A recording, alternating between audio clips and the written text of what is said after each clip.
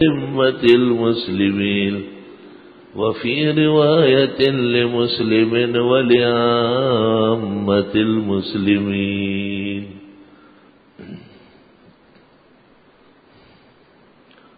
اللهم صل وسلم على عبدك ورسولك ونبيك محمد. آپ پیچھے ہو جائیں، آپ اس طرف جائیں، مہمانوں کو بیٹھے آپ ادھر ہو، آپ بعد میں آئے، جو پہلے سے بیٹھے ان کو اٹھا رہے ہیں.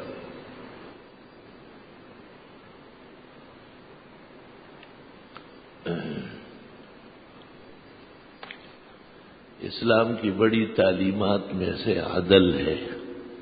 اللہ تعالیٰ کی طرف سے عدل پر فضل ہے.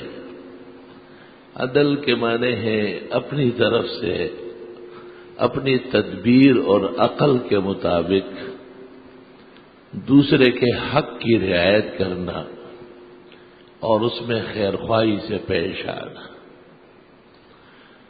احادیث سے پتہ چلتا ہے کہ جس طرح ایک حاکم اور ایک آمر ایک بااختیار شخص کو یہ تاکید ہے کہ وہ عدل سے پیش آئے، اس طرح ایک عام شخص کو بھی یہ حکم ہے کہ وہ اپنے نظام زندگی میں عدل کا خیال رکھے. علماء لکھتے ہیں کہ انسانی خلقت یہ بھی عدل پر واقع ہے. اللہ تعالیٰ نے آنکھوں کو کس شان سے پیدا فرمایا ہے اور اس میں کس طرح نور ڈالا ہے. اگر یہ نور بہت زیادہ تیز ہو جائے تو تیزی نور کی وجہ سے بھی لوگ شبکور ہو جاتے ہیں اور دیکھنا نہیں ہوتا، اور اگر یہ مدھم پڑ جائے تو بھی ضرورت زندگی سے محرومی ہو جائے گی. اللہ تعالیٰ نے جسم کے جو حصے بنائے ہیں ہر حصے کو کارآمد بنایا. انگوٹھے کے ناخن سے لے کے سر کی چوٹی تک پورے نظام زندگی، نظام جسم اور بدن کو دیکھے ہر عضو کی تاثیر دوسرے سے علیحدہ ہے. مثلا آنکھ دیکھتی ہے سن نہیں سکتی، تو کان سنتا ہے دیکھ نہیں سکتا. ایک ہی جسم کے حصے ہیں. ناک سونگھ سکتی ہے اور خوشبو اور بدبو تو محسوس کر سکتی ہے، لیکن پھیکا اور میٹھا نہیں جانتی ہے. زبان دونوں کام جان سکتی ہے. ہاتھ سے گرم اور ٹھنڈا تو معلوم ہو سکتا ہے، لیکن پھیکا اور میٹھا کا پتہ نہیں چل سکتا. ہاتھوں کی توانائی علیحدہ صرف ہو رہی ہے، ان سے پیروں کا کام نہیں لے سکتے. پیروں میں علیحدہ تاثیر ڈالی ہے اور اس سے ہاتھوں جیسا کام نہیں لے سکتے. انسان بعض بیماریوں میں بطور ابتلاء و آزمائش کے جب ایک عضو کے بجائے دوسروں عضو کا استعمال کرنے لگتا ہے تو پریشانی کا شکار ہوتا ہے، قابل رحم بن جاتا ہے. عدلک فسواک، اللہ نے تمہیں پیدا کیا اور آپ میں عدل اور تسویہ ڈالا ہے.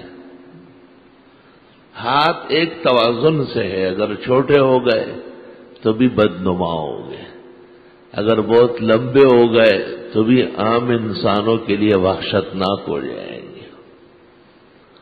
منہ میں 32 دانت تو ہے، اگر 33 اور 34 ہو گئے تو پریشانی پیدا ہو جائے گی. ایک زبان ہے، دو کبھی نہیں ہو سکتی. ما جعل اللہ لرجل من قلبین فی جوفہ، اللہ تعالیٰ نے کسی کے ایک سینے میں دو دل پیدا نہیں کیے ہیں.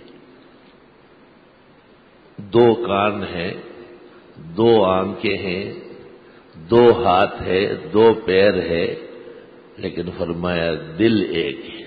دل دو نہیں ہو سکتے. دل کو اجرام بدن پر اقتدار دیا گیا ہے. اقتدار ایک کو زیب دیتا ہے، دو مقتدر ایک وقت میں نہیں بیٹھ سکتے. اور جب اقتدار میں بھی اشتراک پیدا ہو جائے تو اقتدار مزمحل ہو جاتا ہے۔ ہمارے حکمران اس لیے غلط سی حرکتیں کرتے ہیں، سیدھی حرکت ان سے نہیں ہوتی، الٹی کرتے ہیں کہ ان کا اقتدار دوسرے کے اختیار میں ہے۔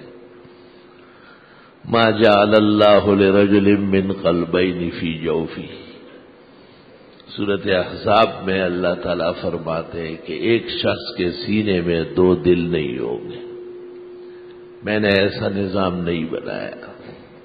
بظاہر عقل یہ کہتی ہے کہ دو دل ہوتے تو اچھا، ایک فیل ہو جاتا دوسرا کار فرما ہوتا، ایک بیمار ہو جاتا تو دوسرا توانا ہوتا، آدمی کی زندگی لمبی چلتی۔ یہ ایک عقلی خیال ہے، لیکن حقیقت تدبر نہیں ہے، کیونکہ دل کو جسم پر حکمرانی ہے، اور حکمران جب ایک سے دو ہو تو قضاء و قدر میں ٹکراؤ پیدا ہوگا۔ قرآن کریم میں اللہ نے اس کو اس طرح بیان فرمایا ہے، اگر عرش کے مالک کے ساتھ ایسا کوئی مالک اور بھی ہوتا، اذا لابتغوا الی ذی العرش سبیلا، پھر وہ عرش والے کے خلاف کوئی سازش بناتا۔ اور ایک سینے میں دو دل نہ ہونا یعنی ایک مخلوق کے دو خالق نہیں ہو سکتے، اور ایک خلقت کے دو معبود کبھی بھی نہیں ہو سکتے کہ کبھی درگاہ کو آواز دے اور کبھی مالک العرش سے مدد مانگے، ایسا نہیں ہے۔ معین اور مددگار صرف ایک اللہ ہے، اس لیے جب اس کا تذکرہ شروع ہوتا ہے تو اختصاص کے ساتھ ہوتا ہے، ایاک نعبد و ایاک نستعین، ہم آپ ہی کی عبادت کرتے ہیں اور آپ ہی سے مدد مانگتے ہیں، نہ تیرے علاوہ کوئی عبادت کا لائق ہے اور نہ تیرے علاوہ کوئی مدد کر سکتا ہے۔ ایاک نعبد و ایاک نستعین میں اس نظریے کا رد کر دیا گیا کہ کسی مخلوق کے دو اور تین معبود ہو سکتے ہیں، یا کسی بندے کے مدد اور نصرت کو اسباب کے بغیر اللہ کے علاوہ کوئی اور کر سکتا ہے۔ انسانی قدر و منزلت، انسانی شرف اور فضیلت اللہ تعالیٰ کے پوجنے میں ہے اور اللہ رب العالمین کی عبادت کرنے میں ہے، کیونکہ اگر یہ کہا جاتا کہ کسی اور کی عبادت کر لو تو سخت امتحان پیش آ جاتا۔ ملائک کو جب کہا گیا کہ اسجدوا لآدم، حضرت آدم کا سجدہ کر لو، یہ بڑا سخت حکم تھا اور بہت شدید قسم کا ابتلا تھا، لیکن وہ مخلوق معصوم تھی، ان کے لیے عصمت تھی، انہوں نے فوراً اطاعت کر لی اور ہمیشہ کے عذاب سے بچ گئے۔ ابلیس چونکہ شر الخلائق تھا، بدترین کائنات تھا،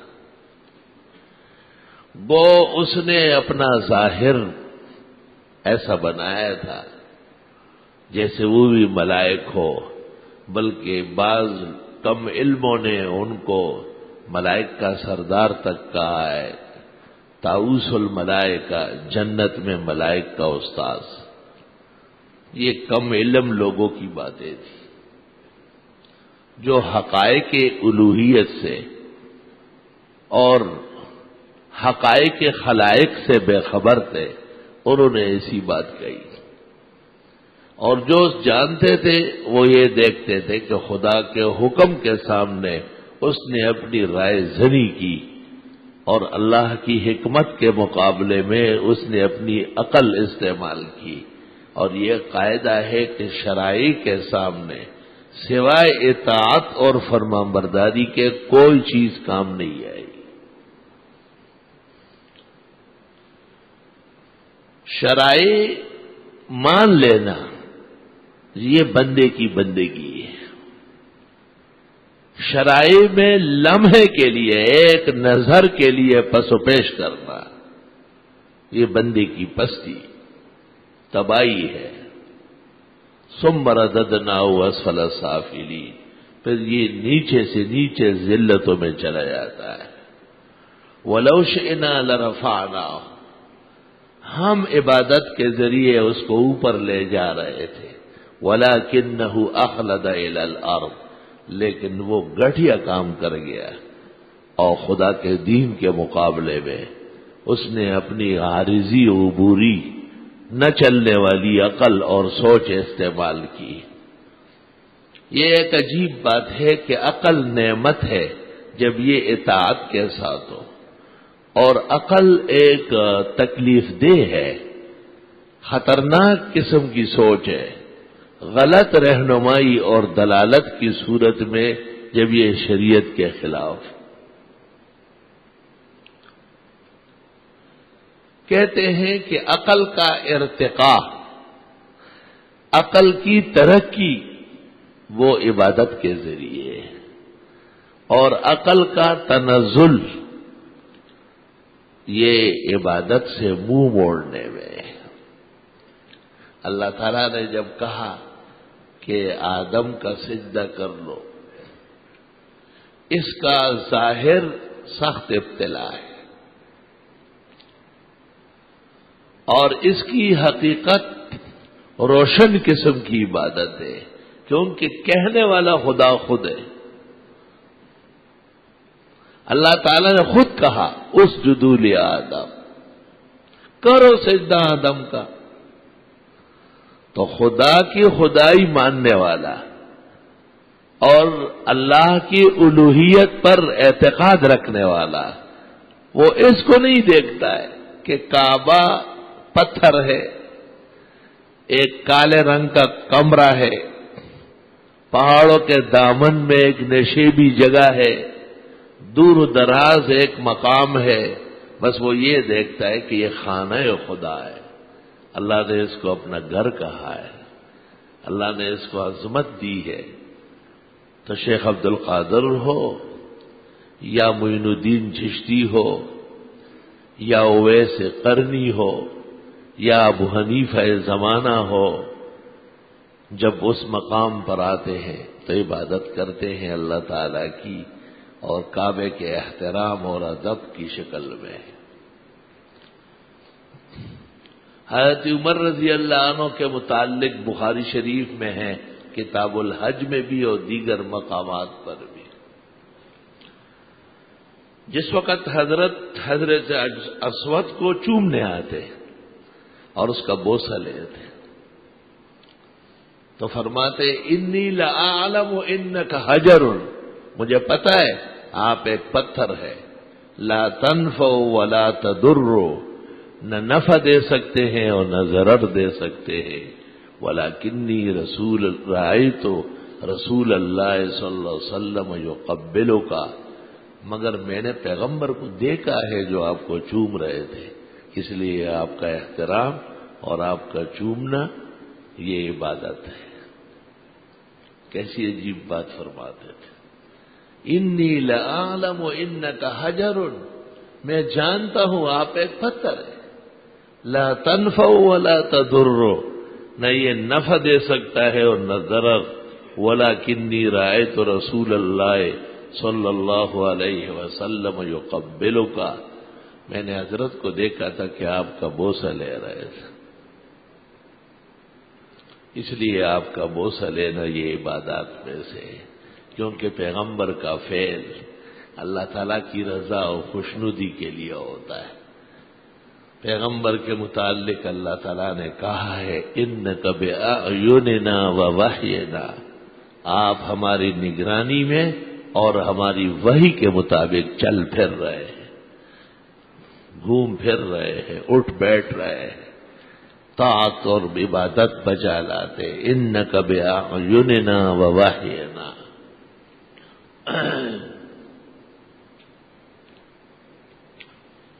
چنانچہ اس پر پورے اسلام کا اتفاق ہے کہ حج ہو یا عمرہ، جب طواف شروع ہوتا ہو یا طواف مکمل ہوتا ہو تو ایک دفعہ کم از کم حجر اسود کا بوسہ لینا یہ سنت طریقہ.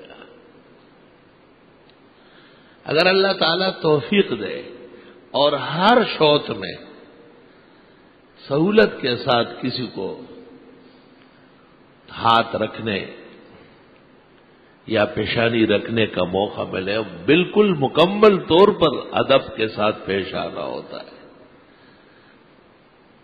پیشانی بھی رکھتے ہیں، دائیں گال بھی رکھا جاتا ہے، دونوں ہاتھ رکھے جاتے ہیں، اور جیسے ہم کناری ہوتی ہے ہم آغوشی، اس طریقے سے حجر اسود سے جا کر لپٹا جاتا ہے. بعض فقہاء نے کہا ہے کہ عوام اس کا خیال نہیں کرتے، وہ پہلے سے جھکنے لگتے ہیں، ٹیڑھے ہونے لگتے ہیں، تو وہ کہتے ہیں کہ طواف شروع کرنے سے پہلے بوسہ لے لے اور طواف کے اختتام پر پھر لے لے، درمیان میں نہ لے. لیکن درست قول پہلا ہے جو میں نے ذکر کیا کہ طواف کے 7 شوطوں میں ہر شوط کے اندر حجر اسود کا بوسہ لینا جب ممکن ہو، آسانی اور سہولت کے ساتھ، سنت طریقہ ہے. مرد اور زن دونوں کے لیے. البتہ بھیڑ میں اور رش میں نہ لینا افضل ہے.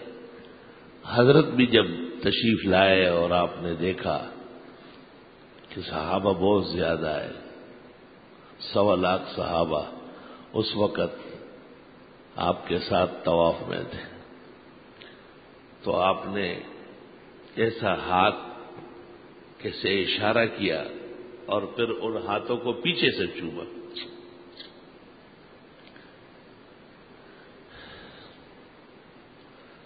اور آپ کے ہاتھ میں چڑی رہی، چڑی تو چڑی اس کی طرف ایسی کی اور چڑی کا پیچھے اس کا بوسہ لے لیا.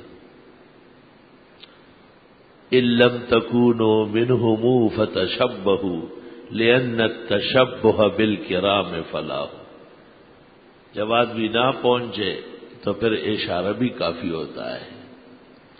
شاعر کہتا ہے فَيَدٌ مُسَلِّمَةٌ وَطَرْفٌ شَاخِصٌ. ہاتھ اٹھا ہوا ہے اور آنکھ کھلی ہے اور آنسو گر رہے ہیں. فَيَدٌ مُسَلِّمَةٌ وَطَرْفٌ شَاخِصُ وَخْشًا يَذُوبُ وَمَدْمَعٌ مَّسْفُوحُ. دل پگھل رہا ہے اور آنسو ہے جو لڑیاں کڑیاں بنا رہی ہے.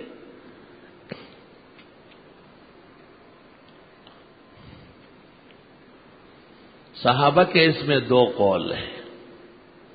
حضرت عبداللہ ابن مسعود فرماتے ہیں کہ رش میں اور بھیڑ میں نہ چومنا، چھوڑ دینا، یہ افضل ہے. اور وہ اس حدیث سے استدلال کرتے ہیں جس میں ہے کہ قیامت کے میدان میں جب فیصلہ ہو جائے لوگوں کے جنت جانے کا اور جہنمی تو جہنم پہنچ چکے ہوں گے، اعاذنا اللہ منہا وإیاکم، اللہ تعالیٰ ہمیں جہنم سے محفوظ فرمائے اور جنت اپنے فضل سے نصیب فرمائے. جب فیصلہ ہو جائے کہ یہ لوگ سب جنتوں میں جائیں گے تو پھر کہا جائے گا کہ ذرا ٹھہرو، تھوڑا سا کام باقی. تمام خلائق رک جائے گی. اب بعض روایات میں ہے کہ حضرات انبیاء علیہ السلام جو اگلی صفوں میں ہوں گے. ابو نعیم نے حلیہ میں لکھا ہے کہ انبیاء جس مقام پر ہوں گے، جس جگہ جمع ہوں گے، جنت وہی لائی جائے گی. اور جیسے ہی کہا جائے گا ادخلوا الجنہ، جنت جائیے، اسی کے ساتھ ہی انبیاء علیہ السلام داخل جنت ہوں۔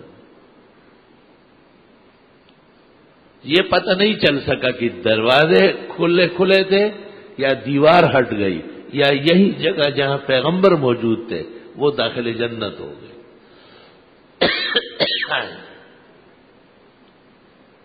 جس وقت یہ لوگ جنت جانے والے ہوں گے، بس اب لمحوں میں جنت جانے والے ہیں، بارگاہ الہی سے اعلان ہو جائے گا کہ سب لوگ رک جائے، تھوڑی دیر صبر کر لے، ذرا انتظار کرے، ایک ضروری کام ہو رہا ہے۔ جہان حیران ہو جائے گا کہ کون سا کام باقی ہے۔ اس کے بعد ملائک حجر اسود کو ریشمین طباقوں میں رکھ کر میدان میں لائیں گے اور رکھ لیں گے۔ ایک ریشم کی چوکی ہوگی، اسی مسافت پر جتنی مسافت پر آج کعبے کے کونے میں حجر اسود لگا ہوا ہے، اتنی مسافت پر ایک ریشمین چوکی پر اس کو رکھ دیں گے اور وہ طباق میں ہوگا، اور پھر نام لیے جائیں گے، فلان ابن فلان و فلان ابن فلان، فلاں قوم قبیلے کا، فلان زمانے کا فلاں آدمی باہر آ جاؤ۔ وہ آئے کہا بوسہ لو، حجر اسود پہ چہرہ رکھو اور پیشانی رکھو، چومو۔ اور روایت میں یغبط بہم الانبیاء، ان پر نبی رش کریں گے کہ یہ کون ہے، ان کا اتنا اکرام و اعزاز۔ پھر اعلان ہو جائے گا کہ انہوں نے طواف کے دوران اس لیے حجر اسود کا بوسہ نہیں لیا تھا کہ دوسروں کو تکلیف پہنچ رہی ہے، اور یہ اسی طرح دنیا سے ہر دفعہ جاتے تھے پھر رش ملتا تھا، ہر دفعہ جاتے تھے پھر رش ملتا تھا کہ اچھا پھر آ جائیں گے، پھر کر لیں گے۔ اور آج ان کی تسلی کرا کے اور پھر جنت اب آپ روانہ ہو سکتے، جائیے۔ قدر اس کے ہاں سے خاص شان سے ہوتی ہے، اپنی شان کے مطابق احترام کرتا ہے۔ اس روایت کی وجہ سے حضرت ابن مسعود رضی اللہ عنہ اور بہت سارے صحابہ اور تابعین اور ہمارے امام ابو حنیفہ، وہ بھی عبداللہ ابن مسعود کی فقہ پر عمل پیرا ہے۔ وہ فرماتے ہیں کہ رش اور بھیڑ میں حجر اسود نہ چومنا یہ افضل ہے۔ امام ابو حنیفہ کی فقہ پر عمل ہو جائے تو حجاج مرنے سے بچ جائیں گے، ہر مسئلے میں، رمی تک تمام مسائل۔ لیکن افسوس کہ وہاں جا کر کے لوگ مسائل پر عمل نہیں کرتے اور جذبات پر عمل کرتے ہیں، اور جذبہ اور عقل دو چیزیں جمع نہیں ہوتی۔ لیکن صحابہ میں کچھ افراد ایسے ہیں، ان میں حضرت عبداللہ ابن عمر بھی ہے،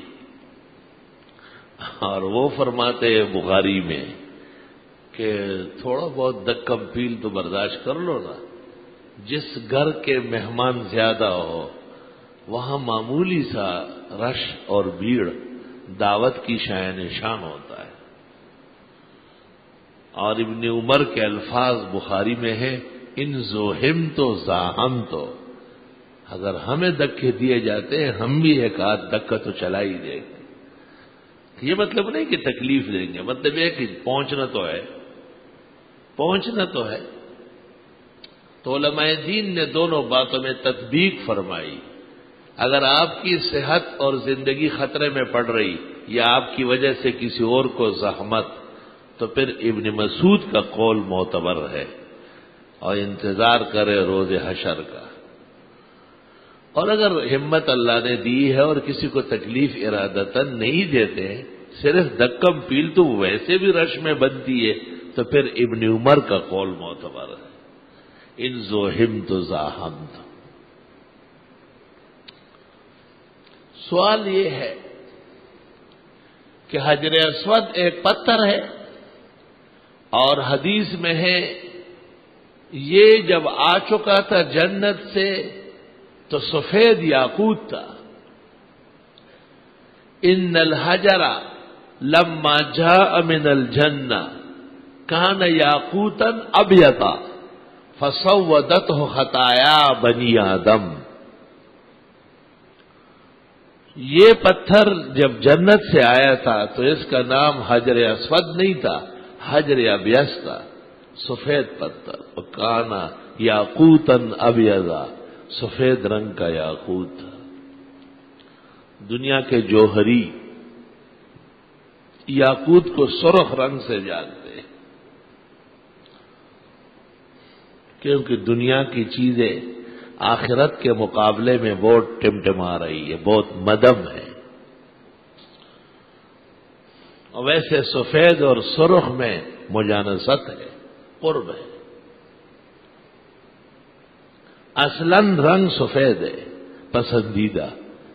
سفید جب متاثر ہو جاتا ہے تو سرخائی پیدا ہوتی ہے، اور جب تھوڑے سے اضمحلال پیدا ہوتا ہے تو پیلی اپن آ جاتی ہے، اور جب بہت زیادہ پریشان ہو جاتے تو سیاہ ہو جاتا ہے.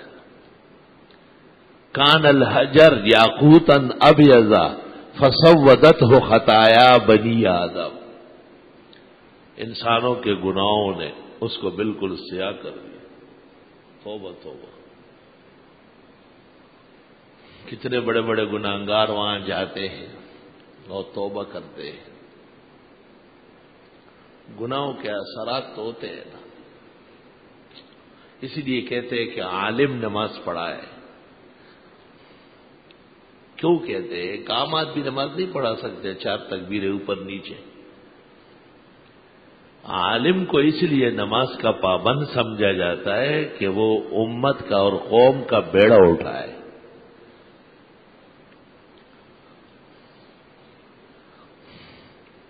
یہ جو دریاؤں پر پل بنتے ہیں نا، بعض علاقوں میں دیکھا ہوگا دریاؤں پر پل بنتے ہیں تو 2 قسم کے پل ہوتے ہیں. ایک کمزور ہوتے ہیں، کہتے ہیں آدمی جا سکتا ہے گاڑی نہیں جا سکتی. اور بعض جگہ پر زیادہ مضبوط پل بنتے ہیں اور گاڑیاں فل سپیڈ کے ساتھ نکلتی.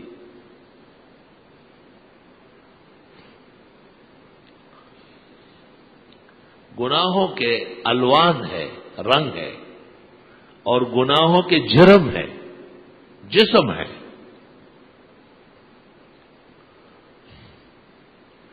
یہ اجرام اور جرائم کے اجرام، الوان، یہ بعض آنکھوں والوں کو نظر بھی آتے ہیں، اگرچہ شرعاً ان کا اعتبار نہیں. اور ترمذی شریف میں ہے آدمی جب وضو کرنے لگتا ہے، سنت وضو، اور ہاتھ دھوتا ہے تو ہاتھوں کا گناہ دھل جاتا ہے، اور منہ کنگالتا ہے اور ناک میں پانی چڑھاتا ہے تو گناہ جڑتے ہیں، اور جب چہرہ دھوتا ہے تو دیکھنے کے جو گناہ ہیں وہ سب جڑ جاتے ہیں، اور جب پیر دھوتے تو پیروں سے چل کر جس گناہ کے لیے گیا ہو وہ دھل جاتا ہے. صحیح اور سنت وضو کرنے سے جب فارغ ہوتا ہے فتحت لہو ثمانیت ابواب الجنہ، جنت کے 8 دروازے اس کے لیے کھل جاتے ہیں. من ایہا شاء دخلا، جس دروازے سے چاہے جا سکتا ہے. خیر کے کام میں ابتدا سے اعلان کامیابی کا ہوتا ہے. من قال لا الہ الا اللہ دخل الجنہ، جس نے لا الہ الا اللہ کہا وہ داخل جنت ہوگا.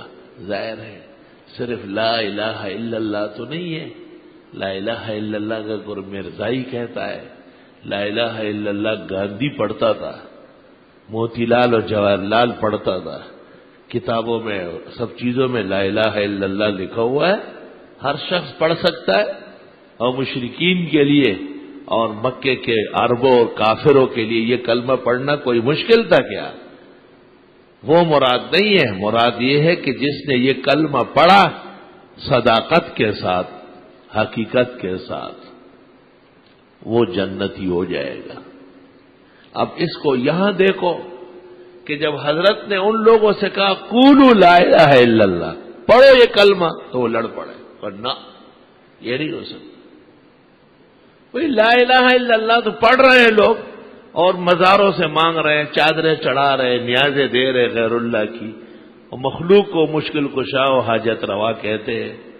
اصل میں یہ بد نصیب سرے سے ضمیر سے واقف نہیں، انہیں اس کلمے کے وزن اور قیمت کا اندازہ ہی نہیں۔ مکے کے مشرک کو اس کے وزن کا اندازہ تھا کہ اس کلمے کو واقعتاً پڑھنے کے بعد یہ سارے بت انفٹ ہو جائے، سب کام ٹپ ہو جائے۔ اجعل الآلہۃ الہا واحدا ان ھذا لشیء عجاب۔ قرآن کیا کہتا ہے کہ مشرکین کہتے تھے اتنے سارے خداؤں کو چھوڑوا کر ایک خدا کا کہتے ہیں۔ اجعل الآلہۃ الہا واحدا، ان کے ہاں بارش برسانے والا علیحدہ، اولاد دینے والا علیحدہ، عزت دینے والا علیحدہ، دشمنوں کو غارت کرنے والا علیحدہ، ہر کام کا علیحدہ خدا، کرتے کرتے کرتے 360 بت بن گئے اور کعبے کا کمرہ اس سے بھر دیا گیا۔ ہمارے یہاں یہ بادو بابا ہے، یہ بیٹھا دینے والا ہے، اور فلاں بیڑا پار کرنے والا ہے، اور فلاں جس ملک کے کسی درگاہ کو دیکھو اس کی ایک تاثیر مشہور ہو جائے گی۔ یہ وہی مشرکین مکہ سے لے چکے ہیں۔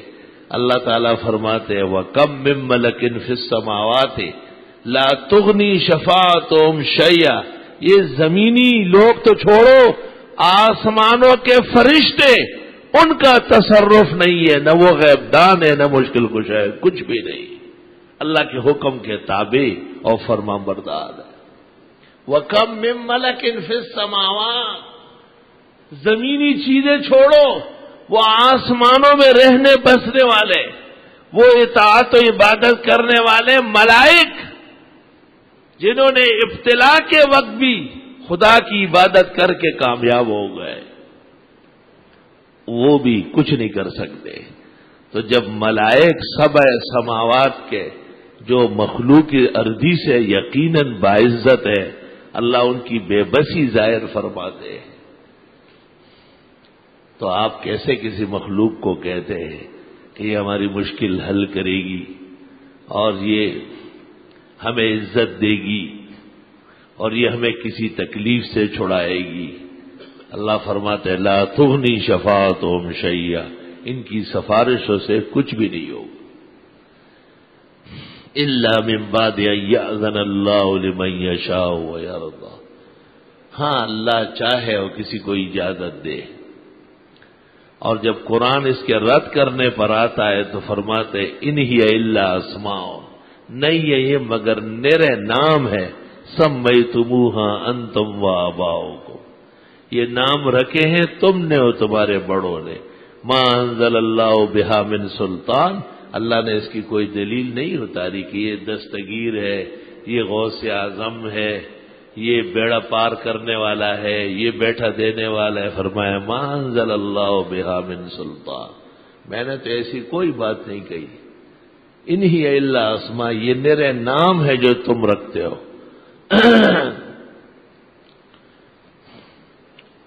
اللہ، حجر اسود محترم ہے، کعبہ معلی حد درجے معظم ہے، تو حکم آیا ہے کہ مسلم روئے زمین پر جس جگہ بھی عبادت کرے گا وہ کعبے کی طرف منہ کرے گا۔ کعبے کی طرف منہ کرنا یہ ایسا ہے جیسے ملائک نے اس وقت سجدے کے وقت حضرت آدم کی طرف منہ کیا۔ آدم کو مسجود ملائک بنایا اور ان کی حیثیت اس وقت کعبے کی تھی، اور سجدہ بغیر کعبے کے نہیں ہوتا، یہ اتفاقی مسئلہ ہے۔ ویسے کوئی جھک گیا اور سر رکھ گیا، یہ سجدہ تھوڑا ہی ہے۔ سجدہ جب بھی ہوگا تو کعبے کی طرف ہوگا۔ اس لیے علماء لکھتے ہیں کہ بس میں یا ریل گاڑی میں جب نماز کا وقت ہو جائے اور کوئی سبیل نہیں ہے صحیح طرح نماز پڑھنے کی، امکان نہیں ہے اور ہماری نماز یقیناً قضا ہوگی، تو جب آمدن نماز قضا ہونے کی گھڑی آتی ہے تو اجازت ہے کہ اس سواری کے اندر کیف استطاعت جس طرح ہو سکے آپ نماز پڑھیں، لیکن دو باتیں لازماً یاد رکھے۔ ایک تو اولاً قیام فرض ہوگا، کھڑا ہونا پڑے گا کیونکہ آپ بندھے ہوئے نہیں ہیں، اور دوسرا قبلہ رخ ہونا ضروری ہے۔ بعض لوگ ریل گاڑی میں سیٹ پر ٹانگیں پھیلا کے سیالکوٹ کی طرف کدھر بھی منہ کر کے نماز شروع کر لیتے ہیں۔ بھائی ریل گاڑی گزر رہی ہے، سامنے مسجد اور محراب نظر آ رہا ہے، آپ اس کی طرف کعبے کی طرف منہ کر لیں، وہ ساقط کیوں ہوا ہے؟ اور فقہاء نے لکھا ہے کہ شروع کر کے قبلے کی طرف منہ کر لیں، اور درمیان میں اگر گاڑی گھومنے لگی آپ کو پتہ چلتا ہے تو ساتھ گھومیے، نہیں گھوم سکتے تو گردن گھمائے،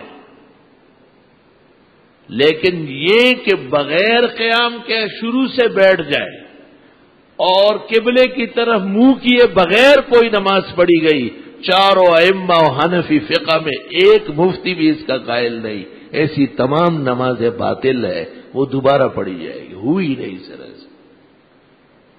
قصدن کعبے کو ترک کرنا یہ جائز کہا ہے، اور یہی حکم ہوائی جہاز کا ہے۔ ہوائی جہاز میں گھوم پھر رہے، اخبار لینے جا رہے ہیں، ان سے کھانا منگوا رہے ہیں، ٹھنڈا منگوا رہے ہیں، یہ صحیح سلامت ہے؟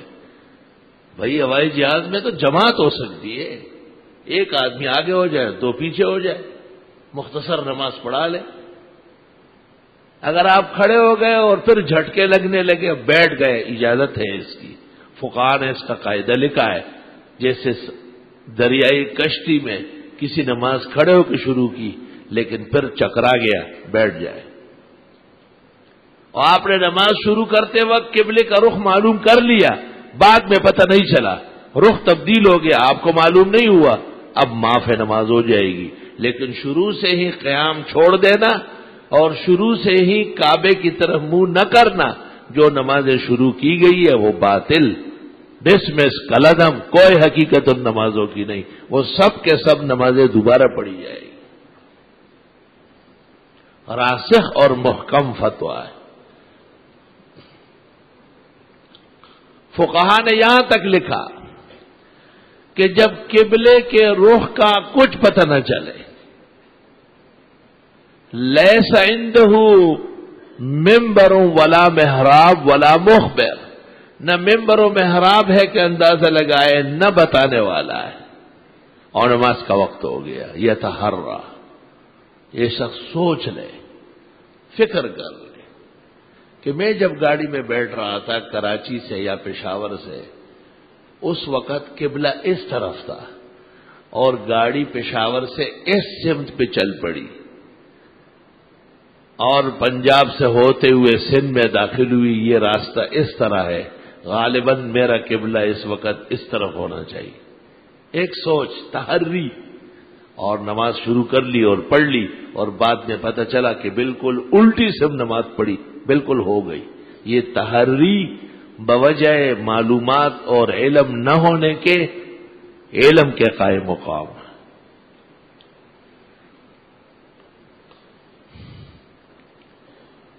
فقہاء نے یہاں تک لکھا کہ دو آدمیوں نے نماز شروع کر لی، دو آدمیوں نے، ایک نے علم نہ ہونے کی وجہ سے سوچا، تحری مانا سوچنا، اور سوچ بچار کے بعد ایک سمت کو طے کیا اور اس طرف نماز پڑھی اور غلط نکلی، ہو گئی نماز، اور دوسرے نے بغیر سوچے سمجھے، بغیر تحری اور اجتہاد کیے ویسے نماز پڑھ لی، اور پھر پتہ چلا کہ صحیح پڑھی، یہ غلط ہے، کلعدم ہے، اس نے تو بغیر قبلے کی پڑھی، اس نے سوچا کہا ہے، اس کو کہاں سے پتہ چلا؟ دوبارہ پڑھی جائے گی یہ نماز۔ تحتاوی اور مراقی،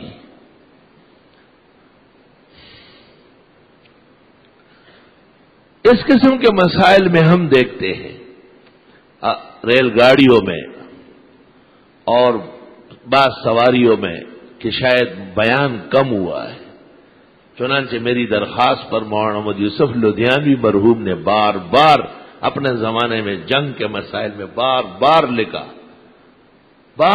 لکھا کہ ریل گاڑی کے اندر بغیر قیام کے اور قبلہ معلوم کی ہے جو نمازیں پڑھی گئی وہ نہیں ہوئی ہے، وہ دوبارہ پڑھی جائے گی۔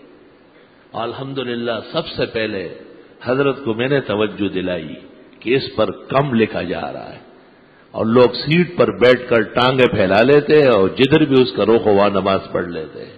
سامنے نظر آ رہی مسجد محراب، مینار مسجدوں کے، اور ان سے پورا پتہ چل سکتا ہے، لیکن یہ اتنی تکلیف نہیں کرتا، اور اس کو کوئی عذر نہیں ہے کھڑے ہونے میں، لیکن یہ کھڑا نہیں ہو رہا ہے۔ یہ سمجھتا ہے کہ میں جھٹکا آ جائے گا تو ریل گاڑی کے نیچے تو نہیں جائے گا، یہی نیچے گر جائے گا۔ اپنے کاموں کے لیے کتنی دفعہ گرتے ہو؟ اگر نماز کے لیے ایک آدھ ٹھوکر کھائی تو یہ اجر کا باعث ہو۔ ہم وہ ایک علیحدہ مسئلہ ہے کہ بعض بزرگان دین کی رائے یہ ہے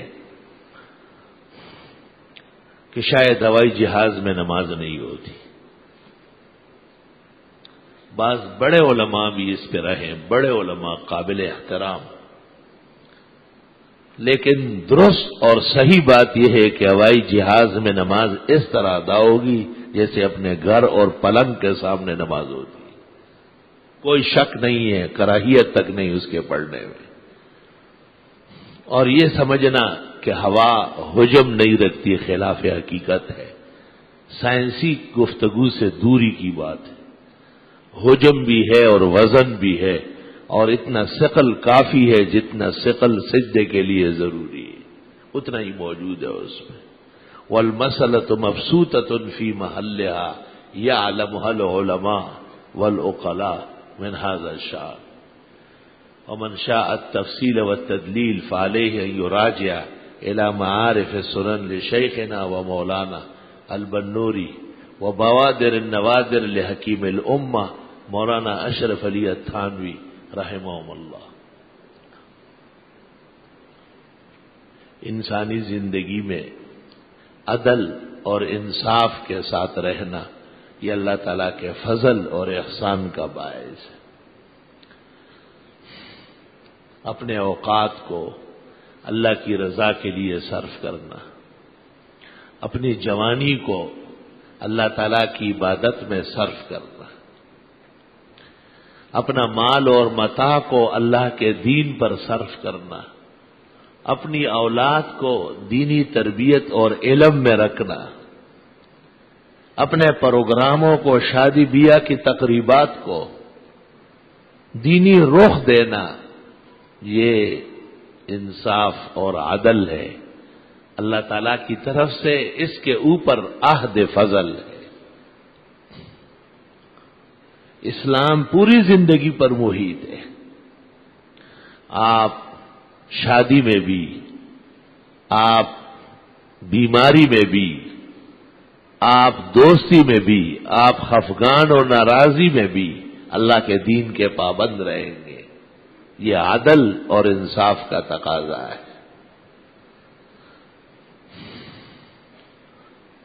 آپ جیسے اپنے لیے بہتری چاہتے ہیں ایسے پڑوس کے لیے بھی چاہیں گے۔ آپ جن عوامل سے خود نیک بنے ہیں ان ذرائع اور وسائل کو دوسروں کے لیے بھی پیش کریں گے۔ جس طرح آپ کے بیماری سے صحت ہوئی ہے، آپ ایک اور بیمار کو بھی اسی طرح مشاورت دیں گے، علاج کی تجویز دیں گے۔ یہ عدل ہے، بہت بڑا انصاف ہے، اور اس پر اللہ تعالی کی طرف سے وعدہ ہے فضل کا، احسانات اور مہربانیوں کا۔ مروا اولادکم بالصلاۃ وهم ابناء 7 سنین، 7 سال سے بچوں کو نماز کا کہو، اور 5 سال 4 سال 4 ماہ 4 دن دن کی 4 گھڑیاں جب ہو جائے تو ان کو کلمہ پڑھواؤ اور نماز سکھاؤ اور اچھی اچھی باتیں ان کو سمجھاتے رہو، بری باتوں سے دور رکھو۔ وہ تو بالکل مسالہ ہے، گوند ہے، جیسے آپ اس میں ڈالیں گے وہ اس میں چمٹ جائے گا۔ آپ آیتیں پڑھیں تو وہ قرآن کا حافظ ہو جائے گا، آپ عالموں کی تعریفیں کریں وہ علماء دین کا عاشق ہو جائے گا، آپ گانے سناتے رہے، ڈانس دکھائے انہیں، وہ ڈانسر بن جائے گا۔ پورا ایک صفحہ اخبار میں ڈانسروں کا آتا ہے۔ آج یہ قوم کی ثقافت ہے، شرم تم کو مگر نہیں آتی۔ مرو اولادکم بالصلاۃ، و اولاد کی تربیت کرو، ان کو نماز پڑھاؤ، ان کو نماز سکھاؤ۔ وہم ابناء 7 سنین، 7 سال میں، 4 سال 4 ماہ 4 دن سے شروع ہو گئی تھی، 7 سال ہو گئے بابا، 2.5-3 سال گزر گئے، اب نماز آ گئی ہے، اب فجر میں بھی اٹھائے، سویرے سلائے رات کو۔ اس کی ماں وہ اصل ریل گاڑی ہے، اس کو سیدھا چلانا ہے، رات کے پروگراموں کو ترک کرنا ہے۔ نہا رسول اللہ صلی اللہ علیہ وسلم عن سمر اللیالی، یہ کوئی گپ کی بات، ہنسنے کی نہیں۔ پیغمبر نے رات کو قصے کہانیاں منع فرمائی، کیوں؟ فجر متاثر ہو جائے۔ نہا رسول اللہ، منع فرمایا۔ زمانے جاہلیت میں لوگ عشاء کے بعد دیر تک جاگتے اور قصے کہانیاں سناتے، اور پھر نتیجہ کیا ہوتا؟ یہ سو کر 9 بجے اٹھتے ہیں، اٹھ کر ڈانٹ پڑتے ہیں۔ اب 9 بجے کا، اب تو 11 بجے کے بعد کہیں اٹھتے ہیں، پھر دفتر فون کرتے ہیں کہ آج میں نہیں آؤں گا، ہاں تنخواہ میری جو ہے نا وہ بھیج دینا۔ پھر اوئے حرام خور، ہڈ حرام، تمہیں شرم بھی نہیں آئی؟ تمہاری ملازمت صبح 8 سے شام 5 بجے تک ہے، اور تم مہینے کے سارے دن جمع کر لو کہ کتنے دن تم گئے ہو۔ بڑا افسر یعنی بڑا حرام خور، بڑا عہدیدار جس سے کوئی پوچھنے والا نہیں، اس کی ہڈیاں، گوشت، چربی سب حرام کی بنی ہوئی۔ یا ایھا الرسول، اب بڑے کو حکم مل رہا ہے، سن لو بڑا کون ہے۔ یا ایھا الرسول، اے پیغمبرو۔ افسر کیا ہے؟ آج کا افسر کل ریٹائر، گلی کے سامنے ٹھیڑے پاجامے کے ساتھ چل رہا ہے، کوئی پوچھنے والا نہیں ہے، کہ یہ ریٹائر ہو چکا ہے، ایسے جیسے خدا کا عذاب آ چکا ہے، اس طرح ذکر ہوتا ہے۔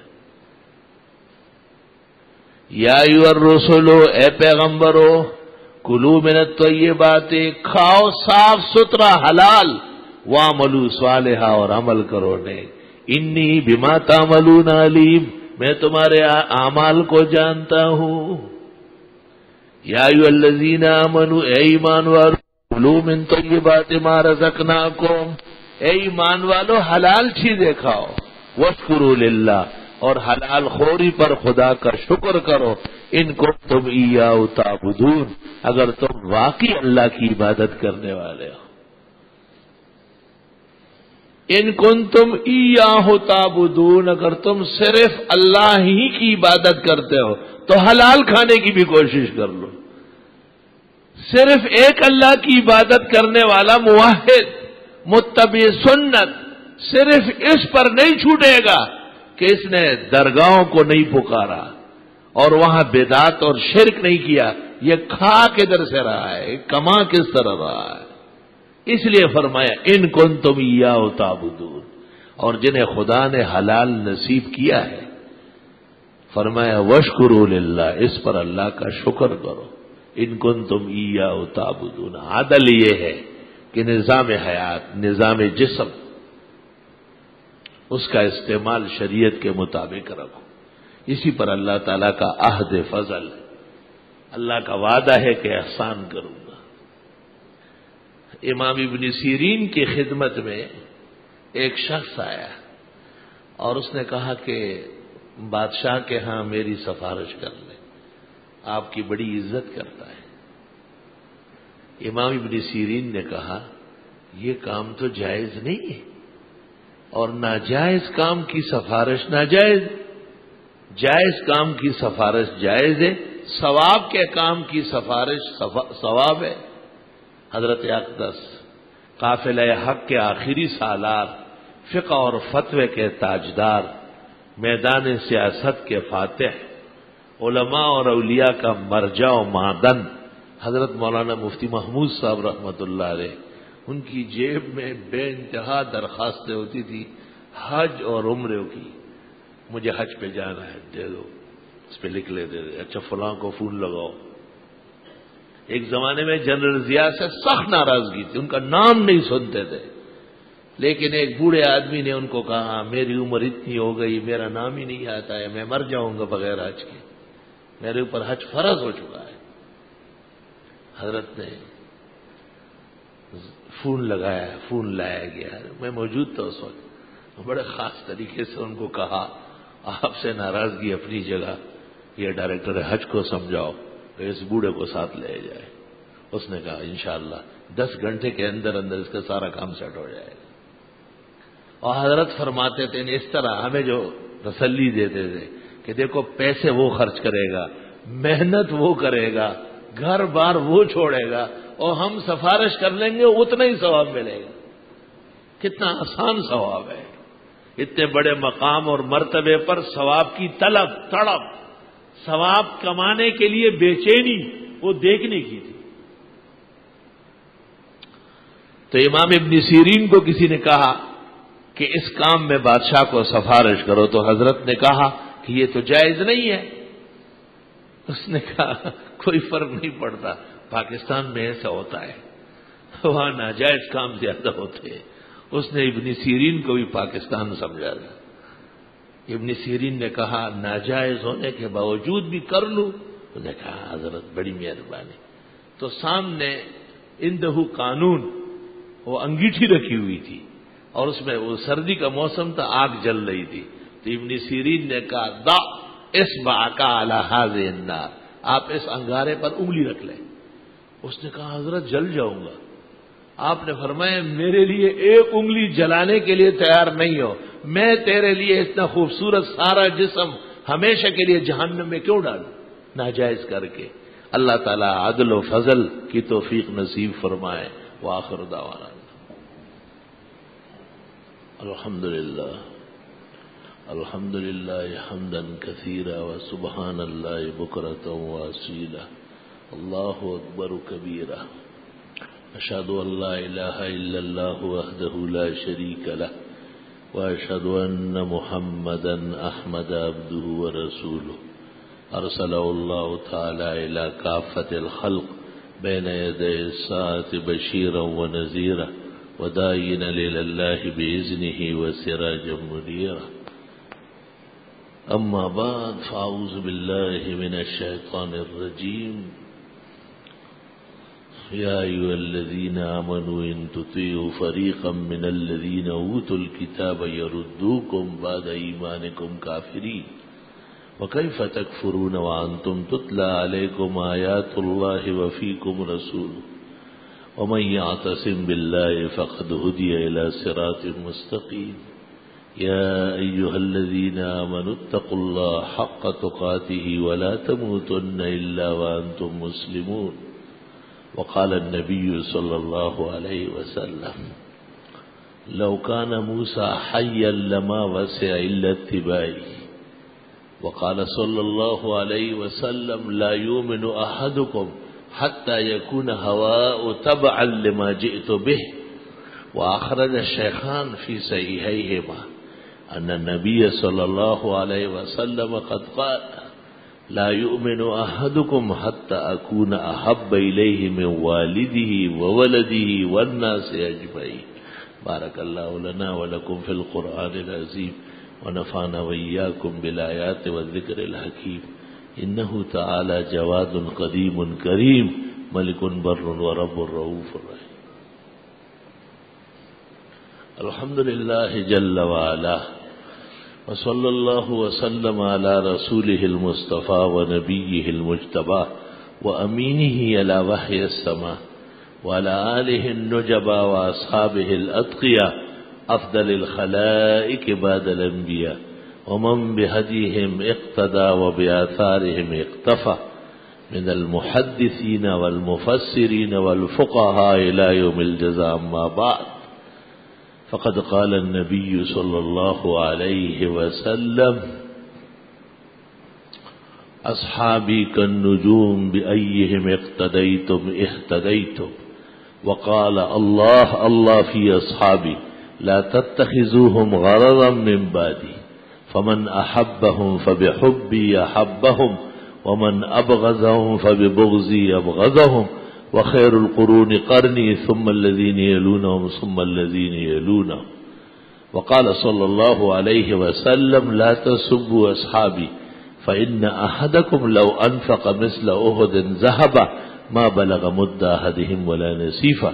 إن الله يأمر بالعدل والإحسان وإيتاء ذي القربى وينهى عن الفحشاء والمنكر والبغي يعظكم لعلكم تذكرون. صفحے سیدھی فرما لیجئے، درمیان میں خالی جگہ نہ چھوڑیں. سر ڈھک کے نماز پڑھنا بالاتفاق نماز کا ادب اور بہترین سنت ہے. ضرورت کے لیے مسجد میں موجود صاف ٹوپیاں قابل استعمال ہیں. مرد کے لیے ضروری ہے شلوار کے 5-6 ٹخنوں سے اوپر، پیروں میں فاصلہ کم ہو، ایڑیاں اور پنجے ایک سیدھ میں ہو. فتاوی ہندیہ میں ہے، اس سے نماز میں تقوی، خشوع و خضوع بڑھ جاتا ہے. الحمدللہ رب العالمین. اللہم انت السلام ومنک السلام وتبارکت یا ذا الجلال والاکرام. پریشان حالوں کے لیے دعا فرمائے، اللہ ان کی مدد فرمائے. بیماروں کو اللہ صحت و شفا دے. ملک میں اپنوں کے ہاتھوں جو احوال پیدا ہوئے ہیں اللہ انہیں سازگار بنائے. ظالمین کو اور قاہرین کو، ناجائز متسلطین کو اللہ دور دفع فرمائے.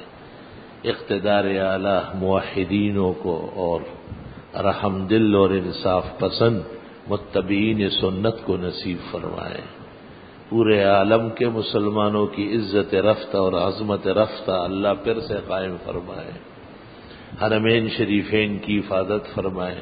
ایمان اور توبے کے ساتھ اللہ آنا جانا نصیب فرمائے. رب العزت ملک و ملت کی حفاظت فرمائے. اللہ جملہ عالم اسلام کو اسلام کے مطابق زندگی بسر کرنے کی توفیق عطا فرما. اغیار اور ان کے ناکارہ آثار سے حفاظت فرما. عاقبت بالخیر فرما. وصلی اللہ تعالی علی خیر خلقہ محمد وآلہ واصحابہ اجمعین برحمتک یا ارحم.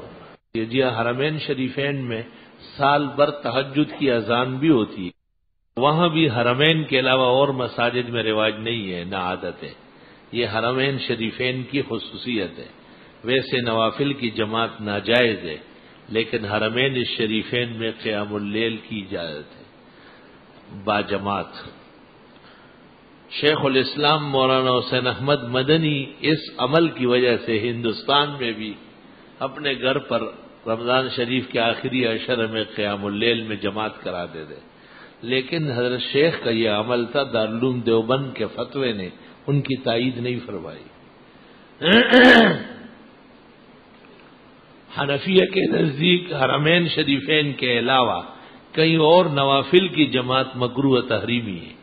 اس لیے صلاۃ تسبیح وغیرہ کی جو جماعت کرتے ہیں رمضان میں، یہ گناہ کبیرہ کے مرتکب ہوتے ہیں.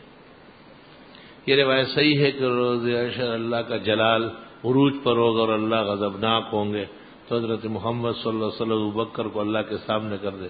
یہ تو درست ہے کہ اللہ جلال میں ہوں گے اور غضب بہت ہوگا، لیکن ابوبکر کو سامنے کریں گے، یہ روایت ٹھیک نہیں ہے. رمیسہ اور صارم نام رکھنا کیسا ہے؟ دونوں غلط ہے. قاعدے میں انگلی اٹھانا تشہد کی وقت ضروری ہے نہیں، سنت مستحبہ ہے. اٹھائے تو بہت اچھا، نہ اٹھائے تو حرج نہیں. ماریا اور زینب میں سے کون سا نام رکھنا بہتر ہے؟ زینب بہتر ہے، کیونکہ ماریا بخاری میں ہے کہ ماریا عیسائیوں کے چرچ کو بھی کہتے ہیں. مولانا تنویر الحق کا لکھا ہے کہ علماء حق میں سے بالکل ان کے والد مولانا احتشام الحق صاحب علماء دیوبند کے سرخیل عالم تھے. لڑکی کا نام ایمان رکھنا یا اہل رکھنا نامناسب اور بے ادبی کی بات ہے۔ عرض یہ کہ میرا بچہ 27 برس کر رہا ہے 12 سال کی عمر میں، مگر رات کو سوتے وقت بستر پر پیشاب کرتے، کوئی ایسا وظیفہ بتائے۔ حکیم الامت نے اعمال قرآنی میں اس کے روکنے کا کوئی تجویز بتائی ہے، وہ کر لے۔ وہ عمل کر کے خدا نخواستہ اگر نہ فائدہ ہوا 21 دن بعد مجھے دوبارہ بتا دیں۔ حالت احرام میں اگر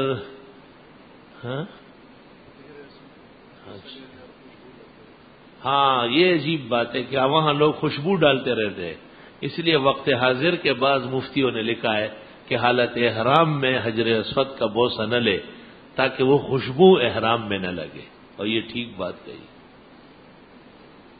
حرمین میں خواتین کے لیے نماز گھر میں پڑھنا زیادہ افضل ہے حرم میں، چونکہ حرمین شریفین میں جگہ بھی علیحدہ ہے، گیٹ بھی علیحدہ ہے، آنا جانا بھی آرام اور پردے سے ہے، اس لیے وہاں نماز پڑھنا بہتر ہے۔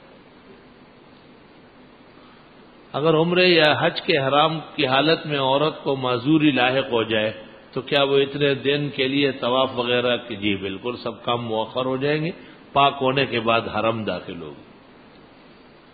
لیکن حج میں تو آسانی ہے، کیونکہ عرفات، مزدلفہ، منا، اس میں تو طہارت شرط نہیں ہے، وہ حاضری ہے خالی، البتہ طواف زیارت یا وداع نہیں کرے گی تا وقتی کہ پاک نہ ہو جائے۔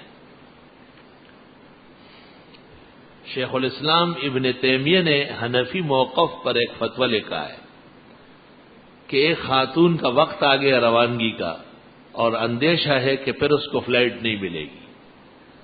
اول تو یہ ممکن ہی نہیں ہے، انٹرنیشنل فلائٹ جو آدمی چاہے کر لے، تاہم اگر ایسی صورت بن گئی اور اس کو طواف زیارت کرنا ہے جو حج کا رکن ہے اور فرض ہے، تو اسی حالت میں نہا لے، لنگوٹیا کس لے اور صاف ستھرے کپڑے پہنے اور آ کر کے حرم میں طواف کر لے، اور پھر جا کر کے اس کے بدلے میں جو جنایت ہو گئی ایک گائے کٹوائے، ہدی بالغ الکعبہ۔ جو لوگ یہاں سے پہلے مکہ مکرمہ اور پھر مدینہ طیبہ جاتے ہیں اور پھر اس کے بعد ان کا حج آتا ہے، تو کیا وہ مدینہ طیبہ سے حج قران کی نیت کر سکتے ہیں؟ اشہر حج میں شوال، ذیقعد اور ذی الحج میں جس شخص نے عمرہ کر لیا اسی سفر سے وہ تمتع کر سکتا ہے، لیکن قران و افراد نہیں کر سکتا ہے۔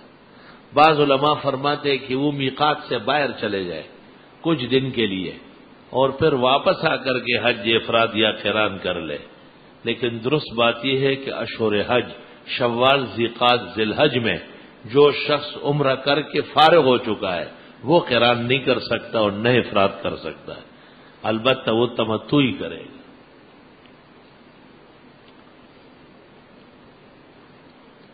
اگر حالت احرام میں کسی اور کی چادر چہرے یا سر پر لگ جائے بغیر اختیار کے اور کچھ دیر کے لیے سر ڈک رہا تو دائیں ہاتھ سے کچھ ریال خیرات کرے، اور اگر ایک وقت نماز کا پورا گزر گیا تو پھر زیادہ دے دے، اور اگر پورا رات یا پورا دن گزر گیا تو پورا دم آ جائے گا۔ بچے کی پیدائش کے بعد اگر 100 مہینے سے پہلے خون آنا بند ہو جائے تو کیا عورت غسل کر کے پاک ہو سکتی ہے؟ اس طرح نہیں، اس طرح پوچھیے کہ نفاس کا اقل مدت نہیں ہے، ایک لمحہ بھی ہو سکتا ہے، اور جب یقین ہے کہ پاک ہو گئی تو نہا دھوئے، کپڑے پہنے، نماز شروع کر لے۔ اور نفاس کا 40 دن سے زیادہ حنفیہ کے ہاں نہیں ہے، زیادہ سے زیادہ 40 دن پورے ہو گئے اور پھر بھی خون چل رہا ہے تو وہ نفاس نہیں ہے، غسل کر کے نہائے، صاف پاک کپڑے پہنے اور ہر نماز کے لیے تازہ غسل یا وضو کرتی رہا کرے، نماز بدستور فرض۔ منظر ذیل مسائل کے بارے میں وضاحت مطلوب ہے۔ بدعتی کے ویب سائٹ پر غیر اللہ سے مدد مانگنے کی دلیل میں ان 2 آیتوں کا حوالہ دیا گیا، وَاسْتَعِینُوا بِالصَّبْرِ وَالصَّلَاةِ۔ اللہ تعالیٰ فرماتے ہیں کہ صبر کر کے اور نمازیں پڑھ کے مجھ سے مدد مانگو، تو بریلویوں نے اس سے استدلال کیا کہ قبروں سے مانگو۔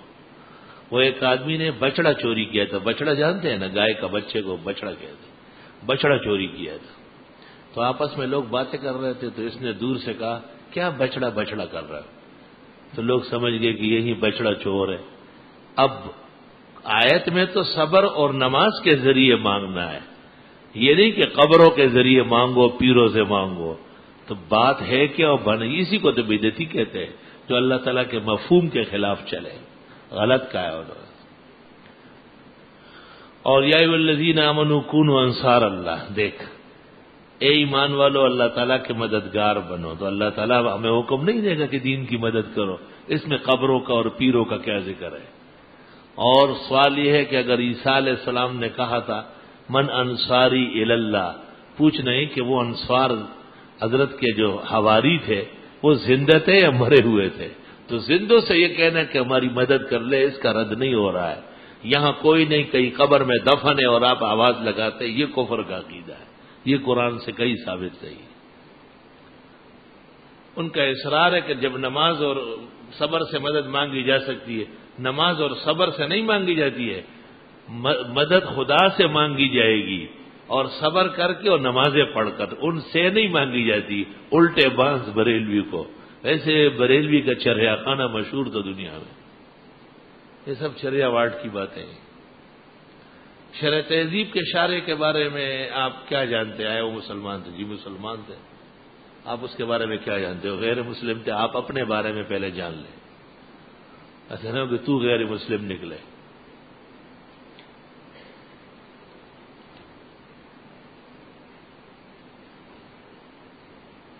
کیا لکھا؟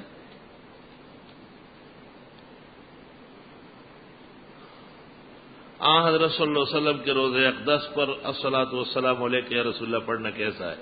درست بات یہ ہے کہ یہ سلام وہاں بھی ثابت نہیں ہے، اگرچہ ایک عرصے سے مسلمانوں کا عمل ہے، مگر یہ واضح رہے کہ صاحب ہدایہ کے بعد شروع ہوا ہے۔ ہدایہ کے تک فقہا نے کہیں بھی زیارت النبی میں نہیں لکھا کہ یہ پڑھا کرے۔ وفاء الوفا میں سمہودی نے لکھا ہے کہ صحابہ کرام روزہ اطہر پر نماز والا سلام اور نماز والا درود پڑھتے تھے۔ جمعہ متعلق پہلے سنتیں اور بعد والے سنتوں میں جمع کرنا بہتر ہے ظہر کا؟ نہیں، جمعے کے دن پہلے 4 سنتیں اور پھر 6 سنتیں، 4 پہلے کے اور 4 بعد میں، یہ تو بالاتفاق مؤکد ہے۔ آخری 2 میں قولان مشہوران ہیں، درست یہ ہے کہ وہ بھی سنت مؤکد ہے۔ بینک کے ذریعے گاڑی لیزنگ کرا سکتے بشرطی کی سود نہ ہو۔ جن گھروں میں تصویریں ہیں یعنی جاندار کی، وہاں نماز ہو جاتی ہے بشرطی کی قبلے کے رخ میں نہ ہو۔ کیا انڈے کو دھو کر کھانا چاہیے یا بغیر دھوئے بھی؟ اگر چلکے سمیت کھانا ہو تو پھر تو دھونا پڑے گا، اور اگر چلکے میں پکا کے کھائے تو پھر اندر سے تو دھونے کی ضرورت نہیں ہے۔ ویسے آپ کے لیے دماغی علاج ضروری ہے۔ کیا یہ صحیح ہے کہ حضرت عمر کے دور خلافت میں عورتوں کے مسجد میں داخلے کو ختم کیا گیا؟ جی ہاں، حضرت عمر کے دور سے بہت پہلے ام المومنین حضرت عائشہ نے کہا، بخاری میں ہے، کہ آج کی عورتوں جیسی خصلتیں اگر پیغمبر دیکھ چکے ہوتے لمنعہن، مسجد آنے سے روک لیتے، کما منعت نساء بنی اسرائیل، جیسے اسرائیلی عورتوں کو منع کیا گیا تھا۔ اور انہی کے دور میں 8 رکعت تراویح کو 20 کر دیا گیا۔ نہیں، 20 رکعت کا ثبوت پیغمبر سے ہے، لوگ غلطی سے 8 اور 12 پڑھتے تھے تو عمر نے قانون نافذ کیا کہ تراویح 20 ہے، 8 اور 12 نہیں ہے۔ اللہ کی رحمتوں کی بارش ہو ان پر جنہوں نے ایک ایک سنت کو زندہ فرمایا۔ ڈاکٹر نائک ضال مضل گمراہ اور بے دین آدمی ہے، وہ بے دینوں کا ایجنٹ ہے، اس کا رنگ ڈنگ شکل و صورت سب مغرب پرستی کا ہے۔ بعض سلام مسونہ کے عرض ہے کہ میں اقربا اچھا جی کہ گھر جاتا ہوں تو نامحرم مستورات پردہ نہیں کرتی، آپ پردہ کیا کریں نا، وہ نہ کرے آپ کر لیں۔ اس وقت میری عمر 18 سال ہے اور میری خالہ کی بیٹی کی عمر 21 سال ہے، کیا اس صورت میں نکاح جائز ہے؟ واہ بھائی واہ، 18 سالہ جوان 21 سالہ لڑکی سے ڈر رہا ہے۔ ہاں، پیغمبر 25 سال کے تھے اور حضرت خدیجہ کی عمر 40 سال تھی۔ اور محدث سفیری نے شرح بخاری میں لکھا ہے کہ وہ 3 دفعہ اس سے پہلے بیوہ ہو چکی تھی. اللہ، تاہم کم عمر والی ہو تو ٹھیک ہے، ورنہ اس سے بھی گزارا ہو جائے گا، بشرطے کہ آپ بھی ہمت باندھ دیں. صرف تقریروں سے کام نہیں چلے گا. دکانوں میں اکثر مستورات خریداری کرنے آتی ہے اور بعض مستورات زبان سے سلام کرتی ہے. لکھا ہے کہ کاروبار میں جو عورتیں سلام کرتی ہے لیک سلیک ان کا جواب ہے، بغیر ان کی طرف دیکھے وعلیکم السلام کہہ دیں. حیات النبی کیا علماء دیوبند کے ہاں درست ہے؟ بالکل، حیات النبی متفق مسئلہ ہے.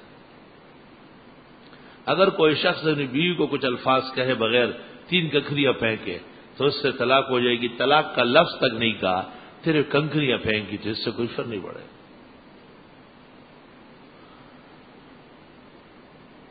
ایک مولوی نے فتویٰ دیا ہے کہ حفظ کی تراویح صحیح نہیں ہے. کہتے کہ امام صاحب کہتے کہ میں نماز میں قرات لمبی اس سے پتہ نہیں کیا کروں گا. بہرحال تراویح کی امامت اور جائز و درست ہے. خاتون بھی خواتین کی امامت کر سکتی ہے، صرف تراویح میں. فرض اور وتر خواتین اپنی اپنی پڑھے گی. عذر اور ضرورت تراویح میں ہے، اس میں اجازت آئی ہے. فرضوں میں اور وتر میں کوئی ضرورت نہیں. اس لیے تمام عورتیں جو وہاں موجود ہو فرض اپنی اپنی پڑھ لیں، پھر تراویح میں امامت ہو جائے. اور خاتون جو امام ہوگی وہ صف کے اندر ہی کھڑی رہے گی، مصلی پر آگے نہیں بڑھے گی، درمیان میں کھڑی رہے گی. اور تراویح ختم ہونے کے بعد وتر پھر اپنے اپنے پڑھے گی.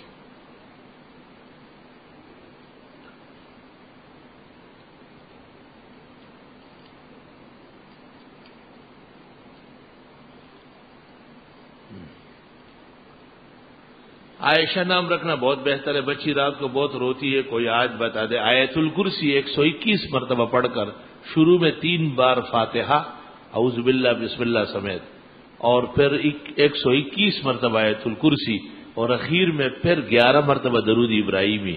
اور اس کمرے میں چھرے پر دم کر کے ایسا پورا اشارہ کر لے اور اس کے پلنگ سے بھی چھرا گھما لے. انشاءاللہ تعالی جنی، سفلی، آسیبی، دیگر خلائق کے آثار و رفع ہو جائے گی. صبح نہار میں پانی پینا سنت کے خلاف ہے. اگر جی چاہتا ہو تو بے شک پی سکتے ہیں، یا کوئی حکیم طبیب نے بتایا تو حرج نہیں ہے. ریل کے سفر میں عورت کا کھڑے ہو کر نماز پڑھنا مشکل ہوتا ہے، اس بارے میں کچھ گنجائش ہے؟ نہیں، عورت تو عورتوں کی جگہ میں کھڑی ہو کر نماز پڑھے گی، برابر حکم ہے. دعا مانگنے کا افضل وقت اور افضل طریقہ مکتوبہ کے بعد، فرائض کے بعد. لیکن جن نمازوں میں سنتیں ہیں ان کے اندر تفصیلی دعا پھر اپنی سنتوں کے بعد مانگے. نماز میں خشوع، خضوع اور دھیان پیدا کرنے کا سنت کا اہتمام ضروری ہے. نیتوں کی حفاظت کیسے کی جائے؟ مسلمانوں کے لیے غائبانہ دعائیں کی جائے. اپنے مخالفوں اور جن سے آپ ناراض ہیں ان تک کے لیے دعائیں کریں.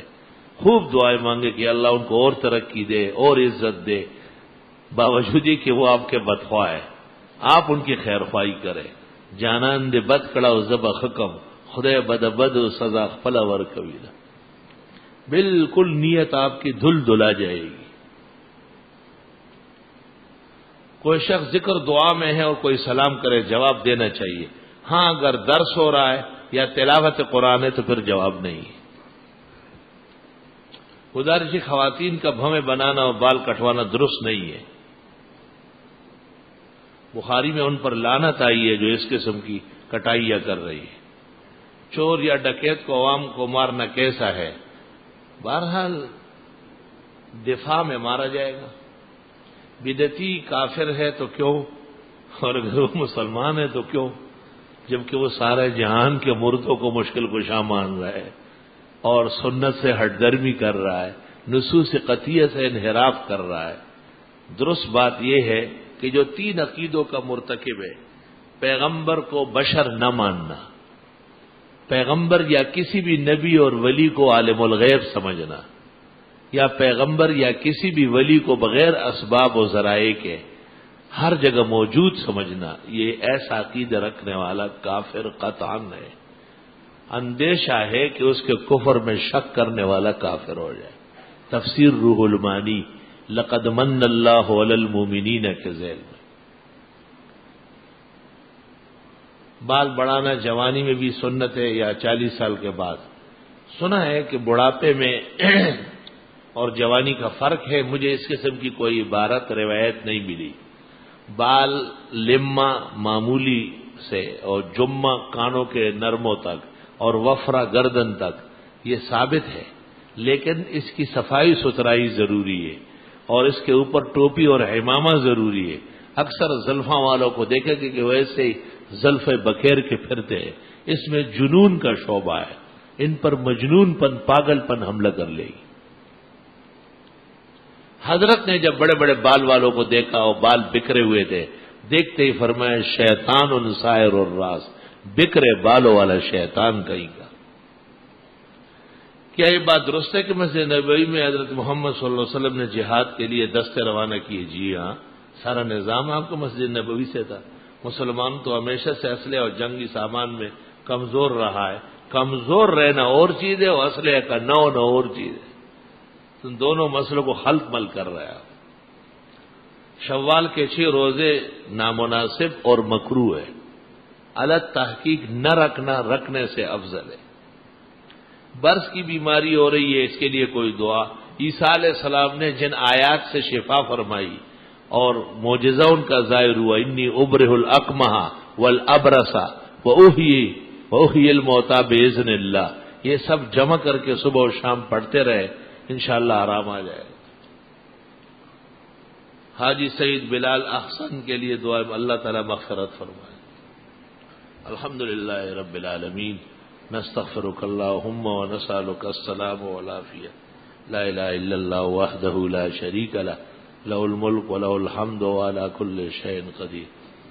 ربنا آتنا فی الدنیا حسنہ وفی الآخرۃ حسنہ وقنا عذاب النار. جو پریشان حال ہے اللہ ان کی امداد فرما، جن کی دعائیں ہیں قبول فرما، جن کی مرادیں ہیں عطا فرما، جو مشکلات سے دوچار ہے ان کی دستگیری فرما، جو اور کسی ہم غم صدمے مبتلا ہے اللہ ان کی امداد فرما. صلی اللہ تعالی